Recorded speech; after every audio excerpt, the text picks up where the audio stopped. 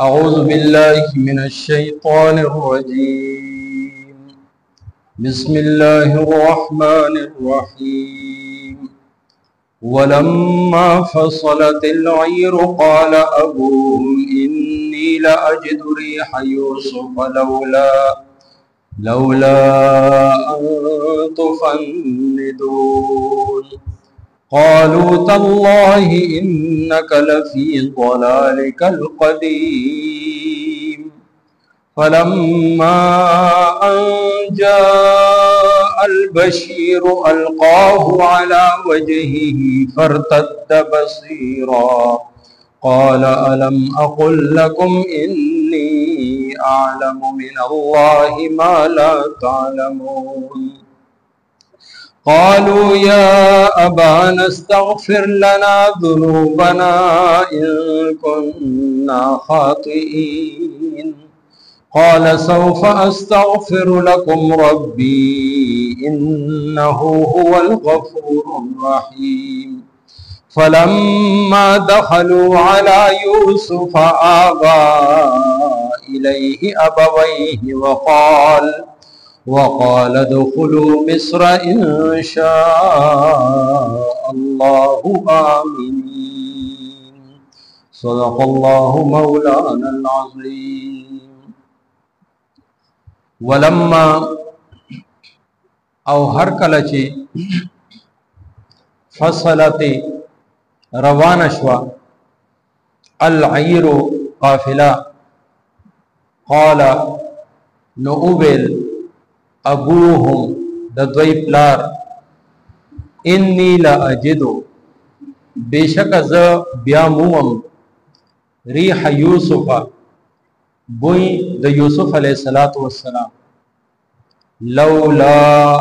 ان تفندون کتاسو میں بیڈبا ان بلئی. قالوا دوی ویل تالله الله می د قسم انک بیشکت لفی ضلالک القدیم و پخوانه خطایای کی. فلما بیا هر کله چې انجا البشیر راغله زیر ورکون کې القاه نواچو د کمیس علا وجهه د په مخ باندې فرتد بصیرا نشولی د سترګي بینا.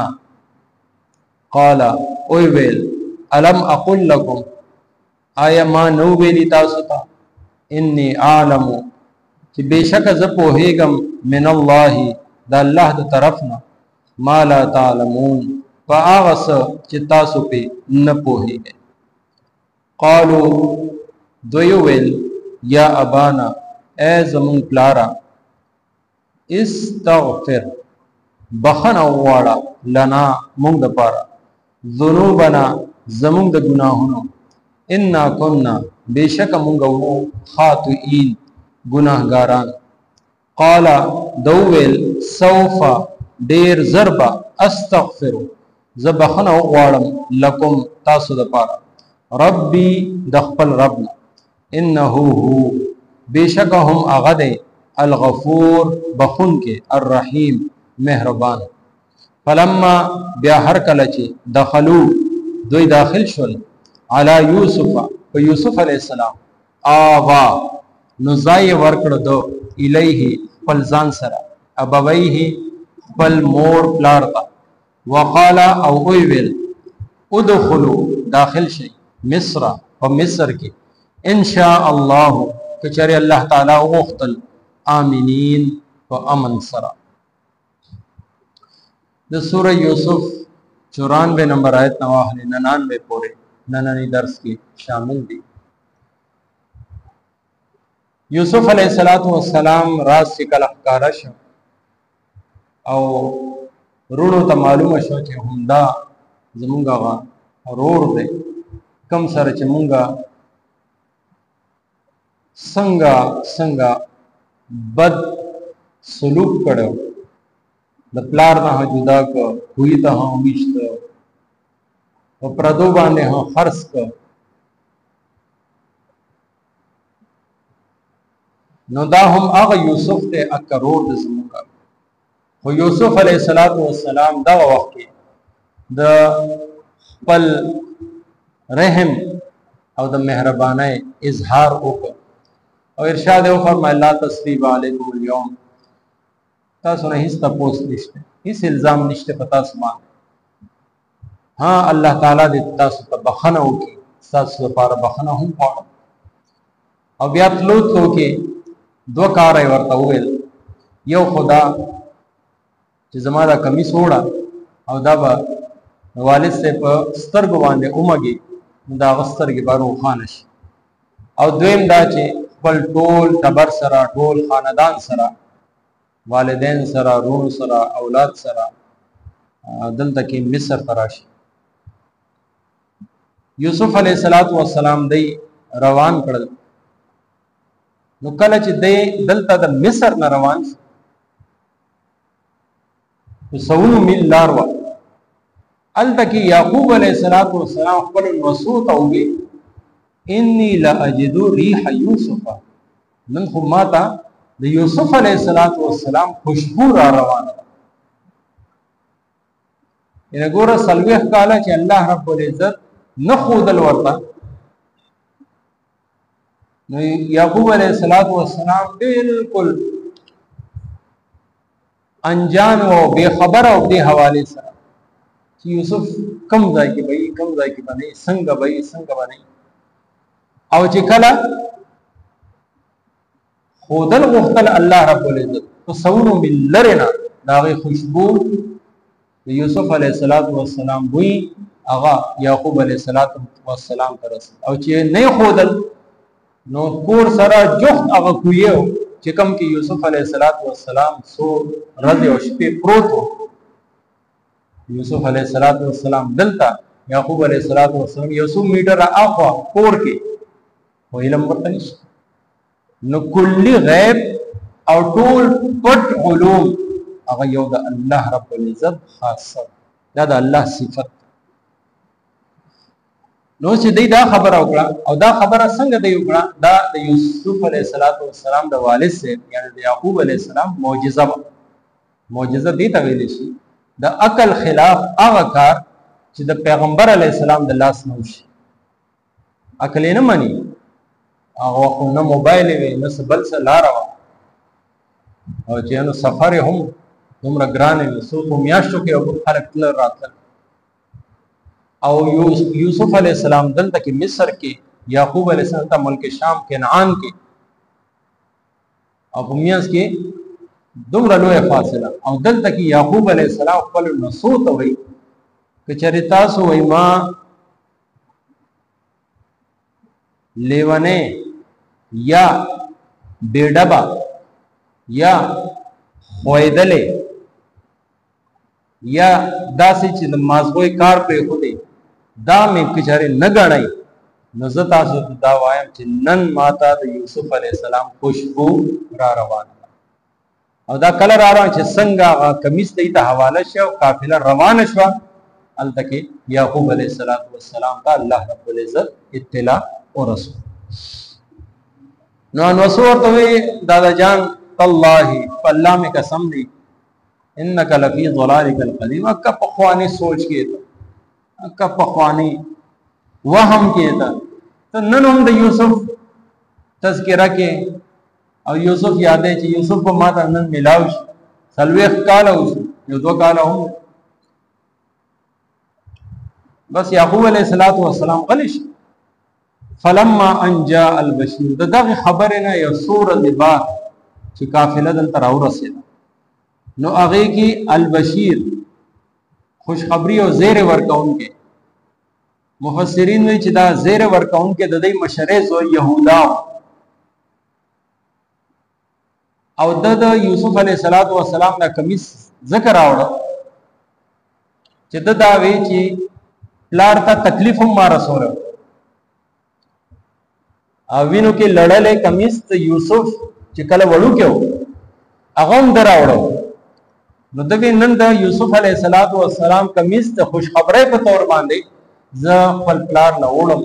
کې دې شي دې سره زما هغه ګناه وینځل شي. نو دا یهودا چراله القاه علی وجهه د دې په مخ مبارک باندې ا کمیس دا سره راخ فرتد بصیر بیا سترګواله بیا سترګې روخانه سرګي کې رڼای را قتل شروع ګینه دومره جړلیو چې د ستورګو دا ستور سپین شو قتل یې نشو نظر نو نو دا د یوسف علیه السلام معجزه ده. یوسف علیه السلام کمیس د دې مخ سره لګیدل او د دې نظر راتل هغه هم د الله پیغمبر دا غي د طرف نه دا معجزه. نو معجزه دا خلاف عقل هغه کاری چې د پیغمبر د الله سکیږي او کوي سو الله رب یعنی دا پیغمبر خپل اختیار نه او دا شان د کار د الله یو نیک بنده نه وشي هغه ته کرامت ویل شي هغه کې هم کوم معجزه ده او کوم کرامت ده. نو پیغمبر یا د الله ولی خپل خواهش سره دا کار نشي کول چې کله د الله رب العزت حکم وشي علی کی الله حکم نکېږي نو دا معجزه یا دا سه عمل دا غي د الله سره نشي صادره کېږي. لکه نبی علیہ السلام سره یو وفد راغله او هغه ورته وی چې موږ له یو څو سوالونو جوابونه راکا دا روح څه کوي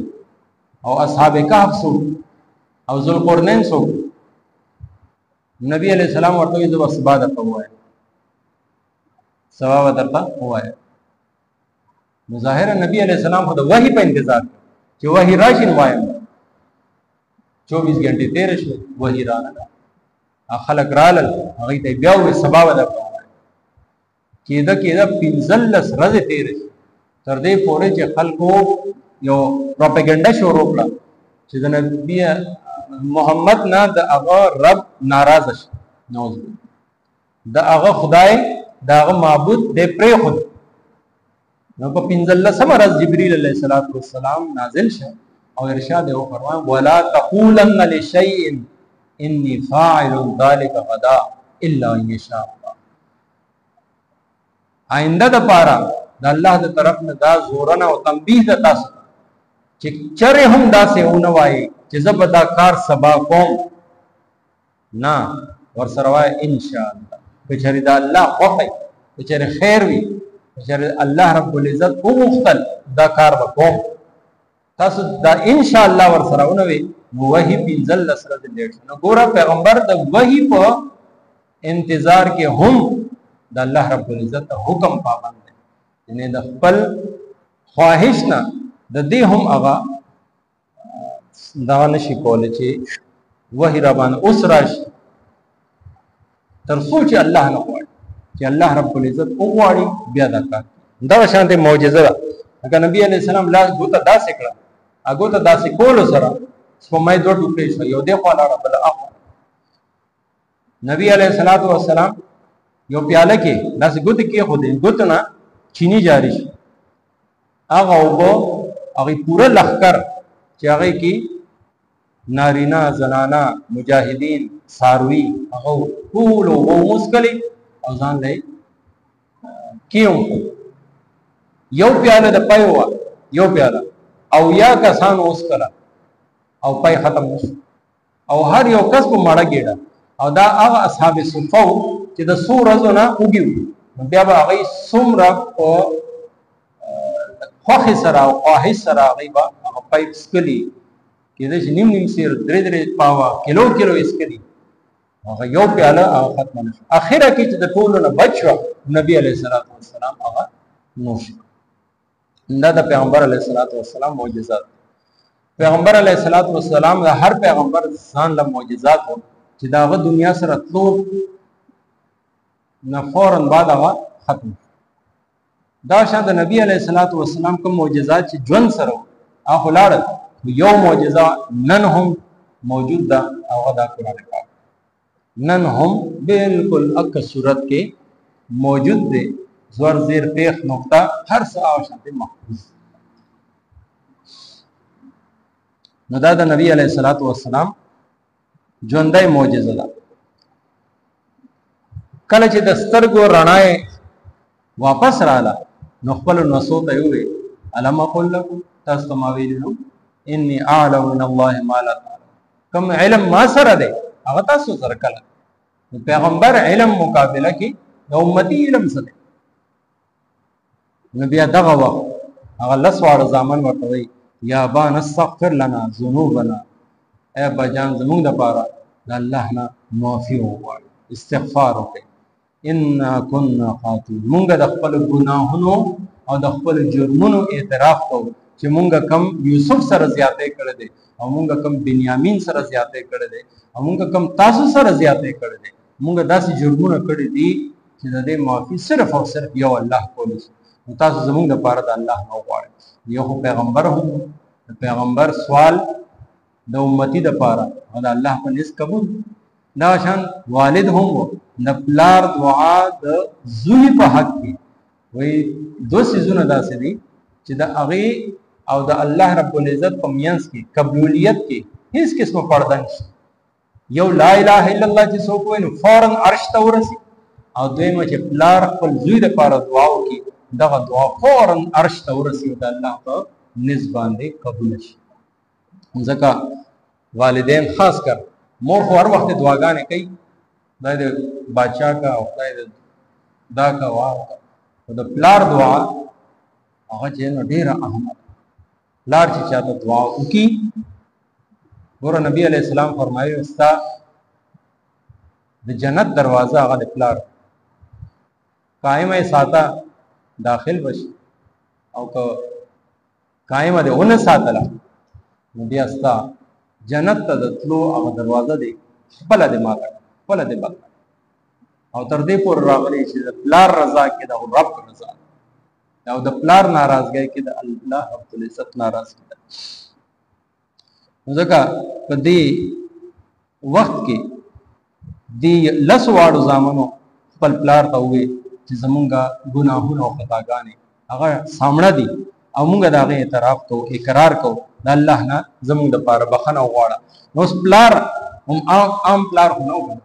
هغه هم پیغمبر اسوف استغفر لكم رب او بچو زدر غواړم یا دا نه چې وای زغلو وځي تا دا زیاتې کړه دې دا چلا کړه سلويخ کال یې جوړولې دې پلار او غینه باوجود د پلار زړه څومره نرم چې او بچو سوف استغفر لک صبر وکي اوس لک ساعت بعد دلا مفسرین دا لک ساعت بعد وی دغه وخت ماسوتن او سوف استغفر لكم نمانه دادا چې د تهجد په ټیم د تاسو دا الله نه سوال ولې چې د قبولیت وخت انه هو الغفور الرحیم پلار نرم دی زړه نرم دی او هغه پلار وای چې هو الغفور الرحیم زما رب زمانه هم زیات مهربان دی بخوم کې دی تاسو سلويخ کال چې کم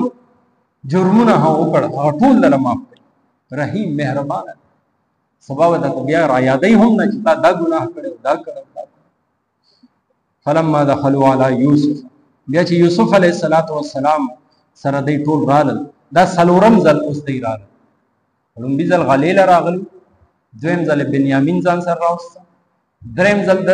بنیامین په تلاش کې پلار راولې ګل او غلې هم را او سلورم ځل اوس د یوسف علیه السلام په وینا باندې ټول خاندان را نو د دې استقبال لپاره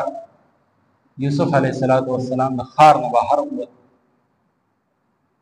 او دغه وخت کې یوسف علیه السلام د ځان سره راوست او آوا الیه ابوی ځان سره تخت باندې کینول مور او پلار وقالت خلو او دای ارشاد فرمایل ادخلوا مصر ان شاء الله امنین مصر کې داخل شي کچره الله وغوښتل نو امن امان او سکون سره به اوسېږي او چې څومره تاسو دي سلويخ کالو کې تکلیفونه برداشت کړ داغه تکلیفونو مداوا او داغه ختمېدل امن او سکون سره به ان شاء الله دلته کې وشي دا جمله وی ادخلوا مصر ان شاء الله امنين نن هم مصر په ایرپورټ باندې څنګه وی قاهره ایرپورټ باندې کته خوش حال دغه هټ حروف سره دالي کړی دي ادخلوا مصر داخل شي مصر ان شاء الله امنين کچری الله وغوښته نو په امن کې به بیا دې نه بعد د هغې خوب تعبیر چې کوم یوسف علیه السلام په وړوکوالي کې لیدلی او 40 کاله بعد اوس پوره کېږي یعنې خوب بعض اوقات داسې چې د هغې تعبیر څومره کلونو پس کې انسان وي نو هغه انشاءالله آینده آیتونو کې را روان دی الله تعالی دې ماله تاسو له او ټولو مؤمنانو له په قرآن او سنت باندې عمل کولو توفیق راکړي ولما او هر کله چې فصلت العیر روان شو قافله قال ابوهم نو ویل د دوی پلار انی لاجدو بیشک از بیا مومم ریح یوسف بوی د یوسف علیہ السلام لولا کچرینا انت فندون بیڑا بدر تلگم قالو دوی اویل تاللہ دا اللہ میں دے قسم وی انکا بیشکت لفی ضلالک القدیم پخوانی وهم کی فلما بیا هر کله چې انجا البشیرو راغلے زیر ورکون کے القاہو نواچو کمیس علا وجہی ددپ مخ باندے فرتد بصیرا نشوی دا غستر گیرو خانا قالا اوی ویل علم اقل لکم آیا ما نو ویلی تاسوتا انی اعلمو بیشکا زپوہیگم من اللہ دا اللہ دا طرفنا ما لا تعلمون با آغس چتا سن پوہی گئی قالو دوی اویل یا ابانا اے زمون پلارا استغفر بخنو غواړه لنا مونږ د پارا ذنوبنا زمونږ د ګناهونو انا كنا بیشک مونږ وو خاطئین گناهګاران قال دویل سوف ضربا استغفر زبخنو غواړم لکم تاسو د پارا ربی دخپل ربنا انه هو بیشکا هم اغدے الغفور بخون کے الرحیم مہربان فلما بیا ہر کلچے دخلو دوی داخل شول علی یوسف و یوسف علیہ السلام آوا نزای ورکڑ دو الیہی پل زان سرا ابویہی پل مور اپلارتا وقالا او ویویل ادخلو داخل شئی مصر و مصر کے انشاء اللہ کچر اللہ تعالی اغفتل آمینین و امن سرا آمین الحمدللہ رب العالمین الصلاة والسلام على سید الانبیاء ربنا آتنا فی الدنیا حسنة وفی الآخرة حسنة وقنا عذاب النار رب ارحمهما كما ربياني صغيرا وصلى الله تعالى على خير خلق محمد وآله وصحبه اجمعين برحمته